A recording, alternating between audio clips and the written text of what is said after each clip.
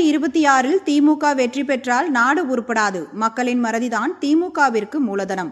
ஏமாற்றியவர்களை ஏமாற்றுங்கள் என புதுக்கோட்டையில் நடந்த எம்ஜிஆர் பிறந்தநாள் விழா பொதுக்கூட்டத்தில் முன்னாள் அமைச்சர் கோவில்பட்டி சட்டமன்ற உறுப்பினர் கடம்பூர் ராஜு பேச்சு.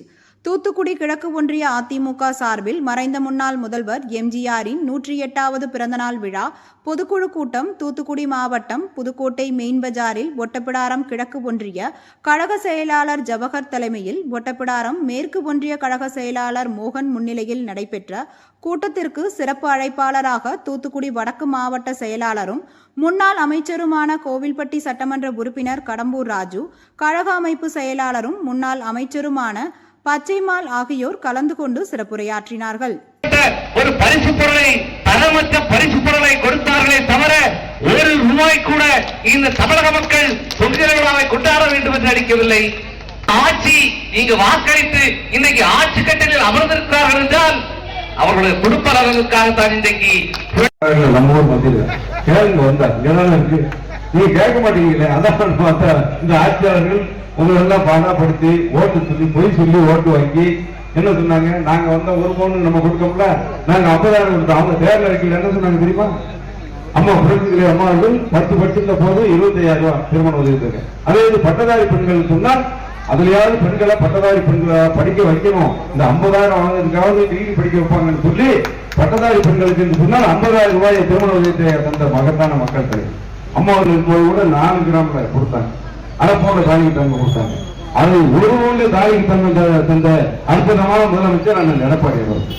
அவர் வந்த பிறகு ஒரு ஊர்ல கொடுத்தமா இல்லையா? நாளைக்கு அந்த திட்டத்துக்கு என்ன சொன்னாங்க, தேர்தல் அறிக்கையை எடுத்து பாருங்க. நீங்க எல்லாம் கேட்க மாட்டீங்கன்னு தான் போய் சொல்லி ஏமாத்தி உங்களை ஓட்ட வாங்கி மக்களை ஏமாத்திக்கலாங்கிற ஏமாத்துக்கார புத்தி திமுக இருக்கு. ஆனா நீங்க என்ன செய்யணும்? அவங்க தேர்தல் அறிக்கையில் என்ன சொன்னாங்க தெரியுமா? இதே தாலிக்கு தங்க திட்டத்தை 50,000 கொடுத்தாங்க அண்ணா திமுக ஆட்சியில. நாங்க 60,000 கொடுப்போம். இன்னைக்கு 60,000 வேண்டாம். என்னாச்சு? இருக்கிற தாலி அத்தாச்சு. இருக்கிற தாலி வச்சுதான் அவங்களுக்கு பழக்கம். தாலி கொடுத்து தாலி வழங்கிய கட்சி அண்ணா திமுக, தாலி அத்த கட்சி திமுக ஆச்சு. இன்னைக்கு தாலி அத்தாச்சு.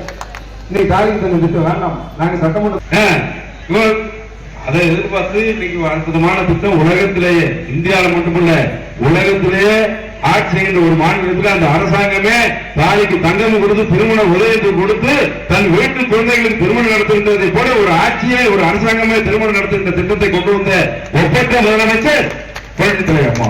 அதை கடம்பராமல் கடைமுறை நடத்தி காட்டியவர் அண்ணன் எடப்பாடி அவர்கள். இவர் தேர்தல் அறிக்கையில் 50,000 60,000 ஆகிட்டு இருக்கிற திட்டத்தை க்ளோஸ் பண்ணிட்டாங்க. அம்மா உணவுக்கு மூடிட்டாங்க. ஆக இப்படி ஒவ்வொரு திட்டத்துக்கு 3 விழா நடத்துகின்ற இந்த இயக்கத்திற்கு திமுகவுக்கு வருகின்ற 2026 தேர்தலில் நீங்கள் 3 விழா நடத்த வேண்டும். அவர்களை கோட்டை விட்டு விரட்ட வந்து சுருக்கமா இல்லையா? பசுமை கட்டி தருவோம் சொன்னான், கட்டி தந்தமா இல்லையா? 100 யூனிட்டுக்கு மின்சாரம், இலவச மின்சாரம் தருவோம் கொடுக்குமா இல்லையா? இப்படி சொன்ன திட்டங்கள் எல்லாம் நிறைவேற்ற கட்சி அண்ணா திமுக. இந்த 2021 தேர்தல் தான் நான் சொல்ல வந்தேன். 2021 என்ன நடந்துச்சு? அண்ணா திமுக மீண்டும் ஆட்சிக்கு 2 நிலையில தான் தேர்தல் வந்தது. ஆனா நாங்க சொன்னதை செய்வோம்னா தேர்தல் அறிக்கையில் சொன்னா 100% நிறைவேற்றுவோம். ஆனா இவங்க என்ன சொன்னா 520 தேர்தல் வரைக்கும் நீட் தேர்வு ரத்து பண்ணுவாங்க. இன்னைக்கு பண்ணிட்டாங்களா? வர தேர்தல் தான் கேளுங்க. ஏதாவது இந்த 2026 தேர்தலில் நீங்க வந்தா அவங்க திமுக என்ன கேளுங்க. அவங்க சரின்னா அவன் செஞ்சுக்கோம்னா நீங்க அவங்களுக்கு ஓட்டு போடுங்க, இல்லைன்னா ஓட்டு போடுங்க. நாங்க ஆளுங்கட்சியாக வருவதற்கு ஆசைப்படவில்லை. ஏன்னு சொன்னா நாங்க பார்க்காத ஆட்சி அதிகாரம் இல்லை. 52 ஆண்டு வரலாற்றுல 32 ஆண்டுகள் ஆட்சியில் இருந்த எங்க கட்சி. நாங்க பார்க்காத ஆட்சி அதிகாரத்தை ஒன்றும் பார்த்துடல. ஆனா எங்களுக்கு மக்கள் நலன் முக்கியம். உங்களுக்காக திரும்ப ஆட்சி அதிகாரத்துக்கு வர வேண்டும், அண்ணா திமுக வர வேண்டும், அம்மாவின் ஆட்சி மலர வேண்டும். அண்ணன் எடப்பாடியே ஒரு சாமானியன் முதலமைச்சராக வந்தால்தான் மீண்டும் மக்கள் நல திட்டங்கள் உங்களுக்கு வந்து சேரும். ஒட்டுமொத்த தமிழகம் கொண்டாடுகின்ற ஒரே பண்டிகை என்று சொன்னால் தமிழர் திருநாளாம் தைப்பொங்கல் பண்டிகை. அந்த தைப்பொங்கல் பண்டிகையை ஒரு குடும்பம் கூட இல்லாமையின் காரணமாக கொண்டாடாமல் இருக்கக்கூடாது என்று சொல்லி முதலாக 21 வகை பொங்கல் பொருட்களை போட்டு பொங்கல் பரிசு தொகுப்பு என்ற தொகுப்பை ஒவ்வொரு குடும்ப அட்டைதாரர்களுக்கு ரேஷன் கடை மூலமாக கொடுத்து முழு கரும்பையும் கொடுத்து மஞ்சள் கிழங்கையும் கொடுத்து 100 ரூபாய் ரொக்கப்பணம் கொடுத்து திட்டத்தை துவக்கி வைத்த ஒப்பற்ற முதலமைச்சர் புரட்சி தலைவர் அம்மா. தாய் எக்கடி பஞ்ச குட்டி 16 அடி பாயம்பாங்க. அதே போல புரட்சி தமிழர் எடப்பாடியார் புரட்சி தலைவர் புரட்சி அம்மா தொண்டனாக இருந்து அவருடைய அரசியல் பாடம் என்ற ஒரு சாமானிய முதலமைச்சராக வந்த காரணத்தினால விவசாயிகளின் நாடி துடிப்பு உணர்ந்த ஒரு விவசாயி முதலமைச்சராக வந்த காரணத்தினால் அந்த தைப்பொங்கலுக்கு அடுத்த வருஷம் அம்மாவின் வழியில அம்மா 100 ரூபாய் கொடுத்தது 1000 ரூபாய் கொடுத்தாங்க.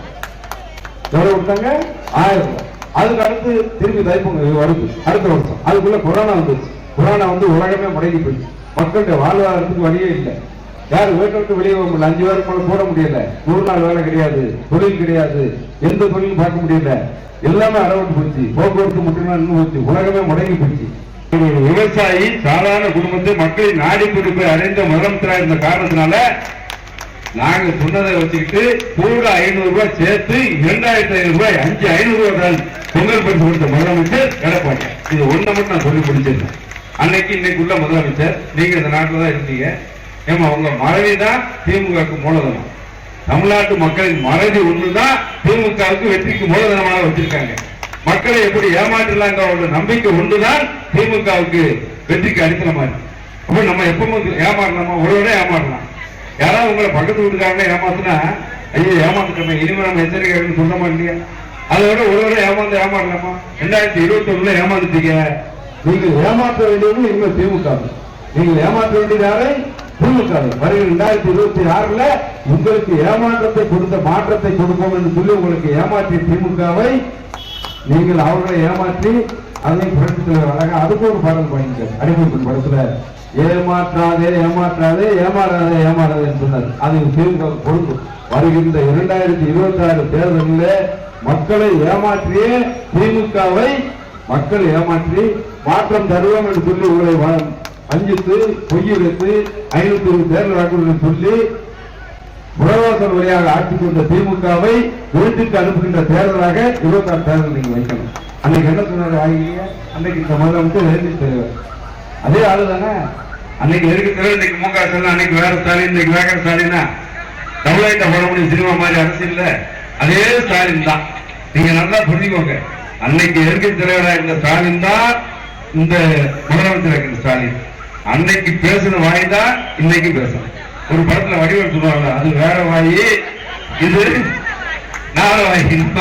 அன்னைக்கு என்ன நாரவாயில நீ பேசுன? நீங்க கூட்டம் இல்லாம மக்களை சந்திச்சாங்க. தேர்தல் வாக்கு சொன்னதை நிறைவேற்றணும்னு சொல்லிதாங்க. இன்னைக்கு தேர்தல் வாக்குல எத்தனை நிறைவேற்றிருக்கா? 520 வாக்குறுதியில 50 நிறைவேற்றலையே. 40 வருஷம் ஓடிச்சு. கரண்ட் பில்லு 3 தடவை ஏற்றிருக்காங்க. பத்திரப்பதிவு கட்டினா வெறும் 50,000 மினிமம் எடுத்தது நீங்க 3 லட்சம் ரூபாய். 3 லட்சம் ரூபாய் இல்லாம பத்திரப்பதிவு ஒரு ஏக்கர் நிலத்தை நீங்க நிலங்க 1 லட்சம் கூட போகாது. ஆனா 3 லட்சம் ரூபாய் நீங்க கட்டணும். எல்லாம் மதிப்பீடு கட்டணும். இதுல பாலோட உயர்ந்து போச்சு. சட்ட ஒழுங்கு கெட்டு குடிச்சவரா போச்சு. பாலையில் வந்து விடமே இந்த மாதிரி யார் அந்த சார்னு கேட்கலாம். அந்த சாரை எப்படி கண்டுபிடிப்பாங்க? அந்த சார் உங்களுக்குள்ளே தான் கிடக்கும். ஒரு வீட்டுக்குள்ள இருக்கும் இல்ல உங்க அமைச்சரோட இருக்கான். எப்படி அந்த யார் அந்த சார் நீங்க எப்படி கண்டுபிடிக்க? கண்டுபிடிக்காம விட மாட்டோம். நீங்க கண்டுபிடிக்க வரைக்கும் அதை விட மாட்டோம். பாலி சார் யாருன்னு இன்னைக்கு வரைக்கும் கண்டுபிடிக்கல. அதை யார் அந்த சார்னு கேட்டா அவங்க கோபம் பொறுத்து வரும். சட்டமன்றத்துல எங்களை தூக்கி வெளியே போடலாம். யாங்க நாங்க இதெல்லாம் இந்த பூஜாதிகள்லாம் பயப்படுற ஆளுக்கு இல்லை. இது பணங்காட்டு நிறைய அண்ணா திமுக இந்த சலசலப்புகள் அஞ்சாது. நிச்சயமா மக்கள் பிரச்சனையை எடுத்துரைக்கின்ற ஒரே இயக்கமாக எங்கள் படை தொடரும். ஆக 2026 சட்டமன்ற தேர்தல் ஒன்னே ஒண்ணு நிறைவேற சொல்றேன். வந்தா நீங்க கேளுங்க. நீட் தேர்வு ஒழிப்பண்ணீங்கள முதல் தேர்தல் அறிக்கை ஒழிச்சீங்களான்னு கேளுங்க. கல்விக்கடன் தள்ளுபடி பண்ணணும்னு சொன்னீங்களா? ஒழிச்சிட்டீங்களா? தள்ளுபடி பண்ணிட்டீங்களான்னு கேளுங்க. 5 பவுன் நகைக்கடன் தள்ளுபடி பண்றேன்னு சொல்ல ஓட்டு கட்டிங்க. 5 பவுன் நகைக்கடன் போட்டு 5 பவுன் தள்ளுபடி பண்ணி எங்க நகையை மீட்டு கொடுத்தீங்களான்னு கேளுங்க. பெட்ரோல் டீசலுக்கு மானியம் தரீங்களா? கொடுத்தீங்களான்னு கேளுங்க. ஏமா இதெல்லாம் சொல்லிதான் ஓட்டு கட்டாங்க. இதை சொல்லிதான் நீங்க ஓட்டு போட்டீங்க. போட்டு ஏமாத்துறவங்களை விடலாமா? நீங்கள் மக்கள் தீர்ப்பு மகேசன் தீர்ப்பு பேருந்து அண்ணா சொல்லியிருக்காரு. மகேசனை விட மக்கள் தீர்ப்பு தான் உயர்ந்த தீர்ப்பு என்று சொல்லியிருக்கின்றார். எனவே நீங்க நினைச்ச யாரையும் ஆட்சியில் உட்கார வைக்கலாம், அடிச்சு விரட்டலாம். வருகின்ற 2026 தேர்தல் இனிமேலும் இந்த வெடியாட்சியை வைத்துதான் நாடு உருப்படாது. இன்னைக்கு யாரும் பெண்களுக்கு பாதுகாப்பு இல்லை. தமிழ்நாடு இன்னைக்கு கெட்டு குட்டிச்சோராக்கி உலகத்திலேயே தலைமுடிவை பெண்கள் வாழ்வாதாரத்துக்கு தலைமுடிவை ஏற்படுத்துகின்ற ஆட்சியை இன்னைக்கு போதைப் பொருள் நடமாட்டோம். எங்க பார்த்தாலும் இந்த ஆட்சியில் போதைப் பொருள் நடமாட்டம். பள்ளிக்கூடம் வைக்க, கோயில்ல வைக்க. இந்த கொடுமை எங்க நடந்துச்சு? இதுவரைக்கும் தமிழ்நாட்டில் நம்ம நாடு சுதந்திரப்பட்ட பிறகு இவ்வளவு கேவலமான நிலைமை வந்துச்சா? காரணம் யாரு? இந்த ஆட்சி. இந்த ஆட்சி காரணம் யாரு? நீங்க.